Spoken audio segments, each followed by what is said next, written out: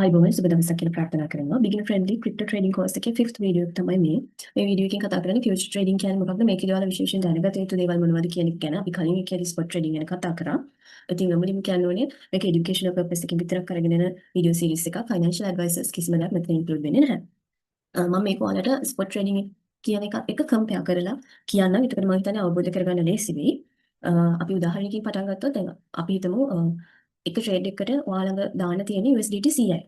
මේකෙන් දැන් current price එක තියෙන්නේ 50. ඔයා මේක බයි කරනවා ස්පොට් ට්‍රේඩින් වල. අපි කලින් වීඩියෝ එකේ කතා කරා වගේ. එතකොට 100ක බයි කරාම ඔයාලට කොයින්ස් දෙකක් ලැබෙනවා. මේ කොයින්ස් දෙක ඔයාගේ ස්පොට් වොලට් එකට ඔයාලට ලැබෙනවා. ඊට පස්සේ ඒක 55ට ප්‍රොෆිට් ගියාම ඔයා ප්‍රොෆිට් ගන්නවා. 50න් අරගෙන 55ට කොයින්ස් දෙක විකුණනවා කියන්නේ ඔයාලට ප්‍රොෆිට් එක විදිහට ඩොලර්ස් 10ක් තමයි USDT 10ක් තමයි ලැබෙන්නේ. එතකොට මේ ෆියුචර්ස් කියන එකේ තියෙන වෙනස ඔයා ළඟ තියෙන USDT 100යි නම් ඔයාට මෙතන leverage එකක් use කරන්න පුළුවන්. ඔයා 10x leverage එකක් use කරොත් 100 වැඩි කිරීම 10 USDT 1000ක ඔයා buy කරන විදිහට මෙතන contract එකක් තමයි ඔයාට play වෙන්නේ. ඒ කියන්නේ 100 වැඩි කිරීම 10 1000ක ඔයා entry price එක 50න් buy කරනවා කියන්නේ ඔයාට coins 20ක් ලැබුණා වගේ perpetual contract එකක් මෙතනදී play වෙනවා. හැබැයි ඔය coin 20 අර spot එකේදී වගේ ඔයාගේ wallet එකට ඔයාට හම්බ වෙන්නේ නැහැ. එතකොට දැන් මෙතනදී ඔයා ප්‍රොෆිට් එක ගන්න 55ට ගියාම නම් ඔයා දැන් 1000ක coin 20ක් buy කරා වගේනේ contract එක play වෙන්නේ. ඔයාගේ ප්‍රොෆිට් එකට යද්දි 1000කට හරියන ප්‍රොෆිට් එක, ඒ කියන්නේ USDT 100ක් මෙතනදී ඔයාට ලැබෙනවා. එතකොට spot එකේ ලැබෙන ප්‍රොෆිට් එකට වඩා මේ වගේ leverage එක use කරාම ලැබෙන ප්‍රොෆිට් එක වැඩි. එතකොට ඒක නිසා තමයි මේක high risk and reward trading method එකක් බවට පත් වෙන්නේ. කොහොමද ඊට පස්සේ අපි දැන් මෙතනදී loss එක ගැන කතා කරනවා නම් මේක තමයි වැදගත්ම part එක. මේ ස්පොට් ට්‍රේඩින් වලදී දැන් හිතන්න ඔයාගේ ඇනලිසිස් එක වැරදිලා මේක පල්ලෙහාට යනවා. ඔයා ස්ටොප් ලොස් කරනවා නම් 47 කියන ප්‍රයිස් එකට වැටුනහම ඔයාට ඩොලර්ස් 5ක වගේ ලොස් එකක් තමයි මෙතනදී තියෙන්නේ. පොයින්ට්ස් දෙකක් ගත්තා 40 50 ගානේ 44 ගියාම ඒ පොයින්ට්ස් දෙක විකුණනවා. ඩොලර්ස් 5ක් විතර ආසන්න වශයෙන් ඩොලර්ස් 5ක් විතර තමයි මෙතනදී ලොස් එකක් වෙන්නේ. කියන්නේ අර CM ඩොලර්ස් 5 වට දැන් නැති වෙලා තියෙන්නේ. එහෙම නැත්නම් ඔයාට ඒක විකුණන්නේ නැතුව තව ටිකක් පල්ලෙහාට එනකන් ඩොලර් කොස්ට් ඇවරේජ් කරන්න හරි එහෙම නැත්නම් හෝල්ඩ් කරගෙන ඉඳලා ආයෙ මාකට් එක අප් වෙද්දී විකුණන්න හරි ඔයාට ඩිසයිඩ් කරන්න පුළුවන්. මොකද අර ඔයාගේ කොයින් එකේ වැලියු එක අඩු වුණාට ඔයාලගේ කොයින්ස් දෙක නැති වෙලා නැහැ. ඔයාලගේ කොයින්ස් දෙක ගත්ත කොයින්ස් දෙක තියෙනවා. ඒ තමයි ස්පොට් ට්‍රේඩින් වල විදිහ. නමුත් දැන් ඔයා ෆියුචර් ට්‍රේඩින් අර විදිහට දැම්මොත් ඔයාගේ ප්‍රයිස් එක මෙහෙම පල්ලෙහාට එනවා නම් ඔයාගේ ඇනලිසිස් එක වැරදිලා නම් මේ වගේ තැනකට එද්දී ඔයාගේ ලොස් එක කැල්කියුලේට් වෙන්නේ අර 1000කට ප්‍රොපෝෂනේට් වෙන්නේ. එතකොට වෙන්නේ මෙතනදී ඔයාගේ 50 ඉඳන් 44 විතර ප්‍රයිස් එක වැඩි. ඉතින් ඔයාගේ ලොස් එක USDT 50ක් විතර වෙනවා. ස්ටොප් ලොස් කරන්නේ මෙතන ඉඳන් ඔයාට මෙන්න මේ වගේ USDT 50ක. ඒ කියන්නේ ඔයා දාපු 100න් 50ක් මෙතනදී ඔයාට නැති වෙලා තියෙනවා. ඔයා එතන ස්ටොප් ලොස් කරන්නේ නැති කෙනෙක් නම් මේක තවත් පල්ලෙහාට එද්දි මෙතන ලික්විඩේෂන් ප්‍රයිස් එකක් කියලා තියෙනවා. ඒ කියන්නේ ඔයා දැන් 10x leverage එකනේ දැම්මේ. ඔයාගේ ඇනලිසිස් එක වැරදිලා මාකට් එක පල්ලෙහාට 110ක් එනවා කියන්නේ ඔයාට තියෙන සල්ලි ටික ඔක්කොම ඔයාගේ සල්ලි ටික නැති වෙනවා. මොකද දැන් මෙතනදී කරන්නේ ඔයා ණයක් ගන්නවා වගේ දෙයක් එක්ස්චේන්ජ් හවුස් එකේ. දැන් කොන්ට්‍රැක්ට් එක 1000ක ප්ලේ වුණාට ඔයා මේකට දාලා තියෙන 100යි. බයිනන්ස් එක හරි ඒ එක්ස්චේන්ජ් හවුස් එක හරි ලෑස්ති නැහැ. පාඩුවක් දරා ගන්න ඔයාගේ ඇනලිසිස් එක වැරදුනා කියලා. එතකොට ඒගොල්ලෝ සරලවම කරන්නේ ට්‍රේඩ් එක ඒගොල්ලෝ හෝල්ඩ් කරගෙන ඉන්නේ -100 යනකම් විතරයි. ඒගොල්ලන්ට පාඩු වෙලා -1000 විතර යනකම් ඒගොල්ලෝ හෝල්ඩ් කරන්නේ. අනිවාර්යයෙන්ම ඔයාගේ ඩොලර් 100 නැති වෙන තැනට ආවට පස්සේ මේ ඩොලර් 100ම නැති වෙලා ඔයාගේ ට්‍රේඩ් එක ක්ලෝස් වෙලා යනවා. මේක තමයි මේකේ තියෙන හයි රිස්ක් එක. එතකොට මේ ලෙවරේජ් එක කියන එකත් ඔයාට තව ලොකු 50x ඒ වගේ ලෙවරේජ් වලත් යූස් කරන්න පුළුවන්. එතකොට මේ ප්‍රයිස් එක පොඩි දුරක් පල්ලෙහාට වැටෙද්දි සම්පූර්ණයෙන්ම ඔයාගේ account එකේ තියෙන සල්ලි ටික නැති වෙලා යන්න පුළුවන්. මේක තමයි ෆියුචර් ට්‍රේඩින් වල තියෙන භයානක බව. ඒ වගේම තව මෙතනදී කියන්න ඕන දේ තමයි මේ ෆියුචර් ට්‍රේඩින් කියන එක අපිට මේ ලොන්ග් ඇන්ඩ් ෂෝට් කියලා දෙවිදිහටම කරන්න පුළුවන්. ඒ කියන්නේ ස්පොට් ට්‍රේඩින් වලදී ඔයාට කරන්න පුළුවන් අඩු අගයකින් අරගෙන වැඩි අගයකින් විකුණන එක. නමුත් දැන් ෆියුචර්ස් වල කොන්ට්‍රැක්ට් එකක් ප්ලේ වෙන නිසා ඔයාට අර විදිහටම අඩු අගයකින් වැඩි අගයකට විකුණන්න පුළුවන්. කියන්නේ බයි කරන්න පුළුවන්. ඒකට අපි කියනවා ලොන්ග් කරනවා කියලා. LONG long. එතකොට එහෙම නැත්නම් දැන් ඔයාගේ ඇනලිසිස් එකේ හැටියට ඔයාට තේරෙනවා නම් දැන් මෙතන ඉඳන් මාකට් එක ඩම්ප් වෙනවා පල්ලෙහාට යනවා කියලා.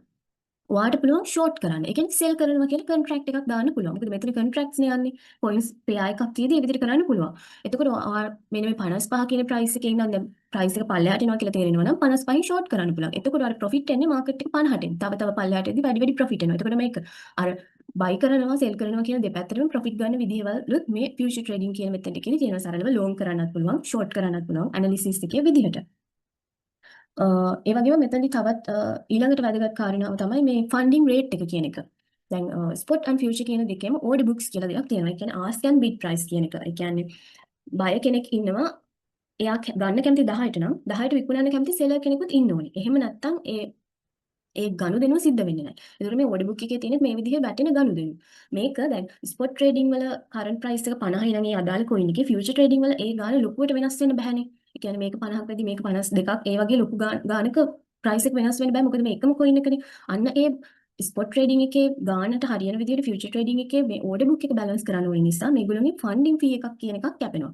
ඒ කියන්නේ දැන් හිතන්න 50 ඔයා 50 දී පර්චේස් කරා 51ට යද්දි તો ආයිනේ ප්‍රොෆිට් පිට 52ට යද්දි තවත් ප්‍රොෆිට් පිට. හැබැයි හැම පැය 8කටම සැරයක් ඔයාගේ මේ ප්‍රොෆිට් එකෙන් යම් ගාණක් කැපිලා අර ලොස් වෙන අයට ගිහිල්ලා මේ ඕඩර් බුක් එක බැලන්ස් වෙනවා. මේකට තමයි ෆන්ඩින් රේට් එක කියලා කියන්නේ. ඒ කියන්නේ ෆන්ඩින් ෆී එකක් වගේ කැපෙනවා ඔයා ප්‍රොෆිට් පිට ඉනිද්දි. එතකොට මේක සාමාන්‍යයක් සමන 0.01% විතර වුණාට මේක සමහර අවස්ථාවල too much positive වෙනවා. එතකොට ඔයාගේ ලොකු ප්‍රොෆිට් එකක තියෙද්දි මේ ප්‍රොෆිට් එකේ සැලකිය යුතු ගාණක් ෆන්ඩින් ෆී එකක් විදිහට කැපෙන අවස්ථාත් එනවා. ඒ නිසා ෆියුචර් ට්‍රේඩ් කරන කෙනෙක්ට අනිවාර්යයෙන් ෆන්ඩින් ෆී එක ගැන අවබෝධයක් තියෙන්න ඕනේ. හැම පැය 8කටම සැරයක් ෆී එකක් කැපෙනවා. ඒ වගේම ඔයාලට සරලව ෆියුචර් ට්‍රේඩින් ඩෑෂ්බෝඩ් එකේ ෆන්ඩින් ෆී එකයි ඒ කවුන්ට්ඩවුන් එකයි එතන බලා ගන්න පුළුවන්. ඒ වගේම මේ ට්‍රේඩ් එකට එන්ටර් වෙන්න කලින්ම Binance එකෙන්ම ඔයගොල්ලන්ට දීලා තියෙන කැල්කියුලේටර් එකක් තියෙනවා. ඒකෙන් ඔයාලට ලික්විඩේෂන් ප්‍රයිස් එක දාගන්න ඕනේ, ලෙවරේජ් එක මේ ඔක්කොම කැල්කියුලේට් කරන්න පුළුවන්. නමුත් මේක හොඳට දැනගෙන හොඳට රිස්ක් එක මැනේජ් කරගෙන අර පොසිෂන් මැනේජ්මන්ට් එක, ලික්විඩේෂන් රිස්ක් එක, ෆන්ඩින් රේට් එක මේ හැම දෙයක්ම දැනගෙන තමයි මේ ෆියුචර් ට්‍රේඩින් කියන එක කරන්න ඕනේ. නමුත් ගොඩක් අය කැමති මේකට. මොකද හුඟක් අය පොඩි කැපිටල් එකකින් තමයි මුලින්ම ට්‍රේඩ් කරන්න එන්නේ. එතකොට පොඩි කැපිටල් එකකිනුත් ලෙවරේජ් එකක් යූස් කරලා ප්‍රොෆිට් අරගෙන කාලයත් එක්ක කැපිටල් එක වැඩි කරගෙන යම් තැනකට ඔයාගේ ට්‍රේඩින් ජර්නි එක අරගෙන එන්න පුළුවන්. හැබැයි ඒක හරියම මේ අවබෝධයෙන් කරන්න ඕනේ දෙයක්. ඉතින් සරලව මේ විදිහට තමයි මේ ට්‍රේඩින් මෙතඩ්ස් දෙකේ වෙනස තියෙන්නේ. තවත් විශේෂයෙන්ම ෆියුචර් ට්‍රේඩින් වලට අදාළව ක්‍රොස් මාර්ජින් සහ අයිසොලේටඩ් මාර්ජින් කියන එක ගැන මම මෙතනදී ඔයගලන්ට පැහැදිලි කරන්නම්. එතකොට ෆියුචර් ට්‍රේඩින් වල තියෙනවා මේ වර්ග දෙකක්. අයිසොලේටඩ් මාර්ජින් විදිහටත් ෆියුචර් ට්‍රේඩ් එකක් දාන්න පුළුවන්. එහෙම නැත්නම් ක්‍රොස් මාර්ජින් එකක් විදිහටත් දාන්න පුළුවන්. මෙතනදී සරලවම වෙන්නේ හිතන්න ඔයාගේ ෆියුචර් ට්‍රේඩ් කරන ඒ වොලට් එකේ ඔයා ළඟ තියෙනවා USDT 1000ක්. මේකෙන් ඔයා එක ට්‍රේඩ් එකකට දාන්නේ $100යි. ඒ 100 ඔයා අයිසොලේටඩ් මාර්ජින් කරලා දානවා. දැන් ට්‍රේඩ් එක වැරදිලා ඔයා -100 -100ක් වෙද්දී ඔයාගේ අර ඩොලර්ස් එක ට්‍රේඩ් එකකට දාපු $100 නැති වෙලා ට්‍රේඩ් එක ක්ලෝස් වෙනවා. නමුත් ඔයා මේක අයිසොලේටඩ් මාර්ජින් නැතුව ක්‍රොස් මාර්ජින් විදිහට දැම්මොත් වෙන්නේ -100ට ආවට මේක ක්ලෝස් වෙන්නේ නැහැ. මොකද ඔයාගේ ෆියුචර් account එකේ 1000ක් තියෙනවනේ. -1000ක් වෙනකම්ම මේ ට්‍රේඩ් එක ඕපන් වෙලා තියෙනවා. එතකොට ඒකේ සමහරක් වෙලාවට දැන් -100ට ආවට පස්සේ -200ට ඇවිල්ලා ඒක එතනින් හැරිලා ආපහු උඩට ගිහිල්ලා ප්‍රොෆිට් එකකට යන්නත් ඉඩ තියෙනවා. නමුත් එහෙම නෙවෙයි -1000ම වෙලා ඔයාගේ account එකේ තියෙන ඔක්කොම සල්ලි ටික නැති වෙලා සම්පූර්ණයෙන්ම account එක liquidate වෙන්නත් පුළුවන්.